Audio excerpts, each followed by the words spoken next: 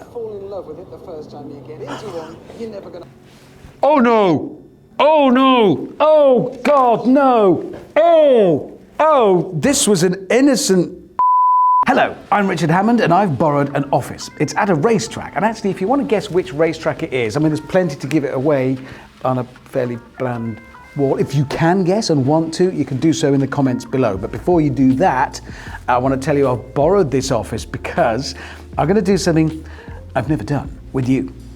We're going to watch Richard Hammond, me, but from a long time ago, because before Grand Tour, before Top Gear, I was doing car reviews for many years and motorcycle reviews on a channel called Granada Men Motors, which, if you're too young to remember it, it was a sort of highbrow platform for socio-political debate, but it was disguised as, in the day and up to 9 o'clock in the evening, car review shows and motorcycle review shows that I did many of. And then after 9 o'clock, it was kind of topless darts. It was a bit old school. I only did the cars, and it's long since defunct. But I've never done this, and I am going to watch some of the videos I did from back then, and I'm terrified. First up is me looking at a Morgan V8, the first of the Morgans that went with the funny eyes at the front. I don't know how this is going to feel. Brace. This was me. Morgans are not an acquired taste. If you don't fall in love with it the first time you get into one, you're never going to like them, you're never going to see the point, you're never going to really get them. How would you know? You're only 7. This is history in the making behind me. It's the first new car from Morgan in about 4,000 years. It's... I'm being funny. That was a funny joke. Come on, I was a funny man. Constructed entirely from aluminium. This time, wood is restricted to the cabin only and for decorative purposes. It's not... I should be clear. What I'm doing here is we were always looking for stuff to do. We had to make TV, and a very quick and, let's be quite honest, cheap way of doing that was going to motor shows, because all the cars are there. You don't have to travel. You're in one room and there they are. So I would walk around with my mate Sid or Neil or Rob, and Sid, Neil or Rob, they were sound, camera and director. So basically they would say, sit there in front of that car and say some stuff. So I did. Not used in the structure. Now this new car does share the beautiful V8 with the current Plus 8 that you can go out and buy now, but where you can go and buy one if you want. You can't. It uses wood in its chassis and bucks and rides and flexes like it's alive and... Wait a minute. Hold the front page. I think what I just said was not only bollocks, but also something I've been campaigning against. Oh my God, I've just exposed myself as having done the worst. Listen for what I describe wood is used for. Whereas that uses wood in its chassis and bucks and... Oh no! Oh no! Oh God, no! Oh, this was an innocent... Oh, I'd rather discover I've murdered someone. Okay, I'm really sorry. I've invited you along to expose myself as worse than a murderer, because I'm just going to let this go through once more. Whereas that uses wood in its chassis and bucks and... Oh God, I said it uses wood in its chassis. No Morgan has ever used wood in its chassis, you stupid little brummy moron. And I can say that because you're me. You can't complain. It uses wood in an ash frame its coach built with aluminium panels nailed and fixed to the wood. That's what your grandfather did for a living, you idiot. Well, I never want to see that again. I'm gonna watch another one. Oh, it's a Mini Cooper S. Oh yeah, on the beach. Yeah, driving along. Ooh, fancy effects. Some say it's bad journalistic practice to open a feature. I had a son. Look at that. To open a feature like this with your conclusions. Yes. You're supposed to tease, cajole and amuse your viewer, listener or reader and take them with you on an entertaining and informative voyage of discovery.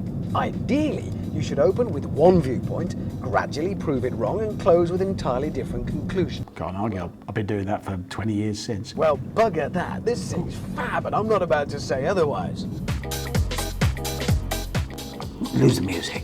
Right, this was from an era when I would make car reviews with a guy called Rob, who lived up near Stoke. So he was the director, camera's hand.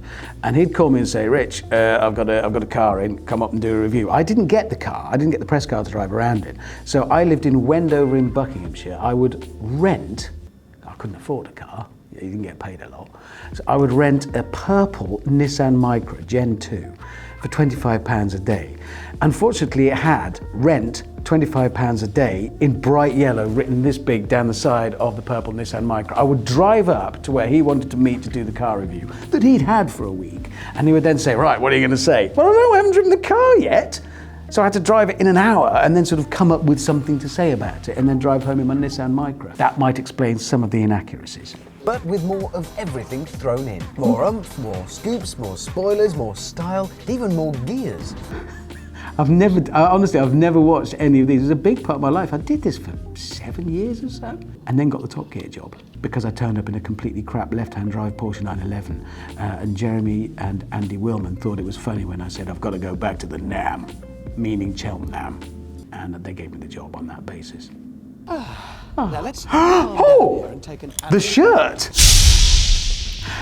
I only threw that out about 2 years ago when I realised, Rich, you're never going to wear that again, you're 50. And I shouldn't have worn it then. Overall, it looks even more squat, purposeful and aggressive, but without ever stopping looking. That's funny, I was just thinking I look more squat, purposeful and aggressive than I did then. Is a clue, because it's not there just for cosmetic reasons only. Trouser-wearingly good though it looks. How did the car drive away when I wasn't in it? How did it do that? Rob did it. We're now going to watch Ford Focus ST170 test drive and review. Actually, I don't know about get in on the act. They pretty much started the whole thing with legends like their XR2 and XR3. It's funny, occasionally I'll be meeting people at a racetrack like the one I borrowed this office at, and particularly youngsters will come up and you can see them looking at me like that. And I realise they're looking at me because the last time they saw me was the previous day when they'd been watching a piece of television from 25 years ago. And they're thinking, oh, the camera is kind, isn't it? No, it was 25 years ago. And now they're hoping that their Focus ST170 will recapture those glory days of old and once again bring sporting motoring to you and I, the masses. What's terrifying is I'm reviewing this car when it was brand new. It's a classic now. It's a classic car. Well, they're not off to the best of starts, because whereas the XR2 and XR3 were in their day to look at, Larry, this is a bit sensible, really. But still, let's not judge a book by its cover. No, let's use a cliche instead. Right. How the hell did I make a living out of this? I got that watch for my 30th birthday. Same. Must have been just back then. This is just a man going on about a blue Ford. Now, I don't know if hot hatch drivers are... Hot hatch? Hot hatch. You can't stand there in that shirt and say hot hatch. Sod off. Lotus Elise 111S overview and test drive. This looks like a motor show piece again from 1999. How many years ago that is. Oh, this is just before Top Gear. This is just before Jeremy and Willman, for want of anything better to do, blessed me with the opportunity to join their team. It's not even me. Good things to say about these days. I can't remember his name. Oh, I feel terrible. That's an Esprit behind. Oh no, that's a 350S like the one I had. Oh, the jacket. Lotus's gorgeous little Elise first sprang onto the market a couple of years ago, something like that, since which it has exploded with success for the company. What was wrong with me? They only anticipated building 750 a year. They're already building about 3,000 of these gorgeous little critters You've said gorgeous little. every single year. It's a measure of the scale of that success. Success for Lotus that the building I'm standing in front of today is a technical centre. It's enormous. I'm an energetic little thing, aren't I? Do I go out on the track or something? Do I drive it around with some vim and vigour? No, I drive it in the car park. Brilliant. Oh, that's just, yeah, cutting edge. Please let me talk about the handling after I've driven it out of the car park. Please let me say, yeah, it's really touchy on the edge. Next time anybody you're talking to who owns one of these things starts bragging about its capabilities, believe them. Believe everything. They might be the biggest pub ball I've just driven it across the car park. you've ever met, but everything they say is true. It really does corner like nothing else you'll ever drive. Oh, yeah. It stopped. It went around that car park like it was going around a car park. I think that's been put together in the wrong order. I'm being followed, more importantly, by a VW Scirocco. Right, I think I'm going to do one more of these because I can feel you getting bored. This is the final one. This is me in 1990. Feng Shui has gripped the Western world, despite it offering no opportunities for violence. Very important. Elements and objects around you in order to bring inner peace and tranquility. Colours, energy and movement. It's all relative to keeping out bad luck and keeping in good luck. No cars in this so far. Which is why even hard-nosed business types have taken Feng Shui to heart. So you've attacked your house with Feng Shui to bring peace and harmony, but where else do we spend huge chunks of our time? In the car. So we've picked 3 modern cars to assess in terms of their Feng Shui. First of all, we have the rounded, friendly Beetle, which does look rather sort of Buddha-esque and relaxed.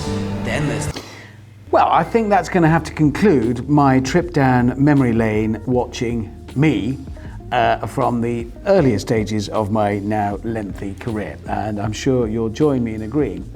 If nothing else, it's illustrated that it really is a miracle that I've somehow managed to spend the last 25, 26 years blathering on and commentating about cars on the television and the internet.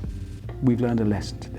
If you're beginning your career doing the same, best of luck to you. And having seen that, I think you can see the bar is pretty low. Good luck.